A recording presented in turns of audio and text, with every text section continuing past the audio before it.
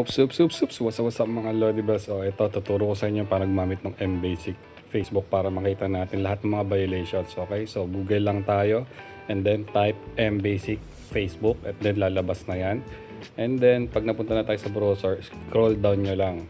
Then hanapin nyo yung help option.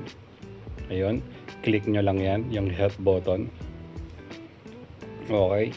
So once na-click nyo yan, mare-redirect na naman kayo sa another browser. Okay, so mag-open na naman yan. Hanapin nyo naman si support inbox. Okay, so GG's. Ayan. So dito na tayo support inbox. Ayan, ang daming naglabasan. So yan, click nyo lang yung si full message. Okay.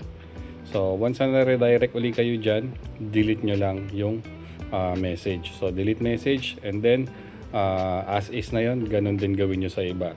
So itong mga notif na to hindi natin nakikita sa Facebook app, so kailangan natin buksan yung MBasic sa browser para ma-check natin lahat ng mga violations at yung mga ibang mga alerts na nandyan. So hindi nyo yan makikita sa Facebook app, sa MBasic nyo lang makikita. Okay, so GG's, good day sa lahat and God bless all. Sana pa-support ng new page natin dahil hindi ko na maayos yung dati kong page, ang daming violation. Okay, so ciao, God bless to all.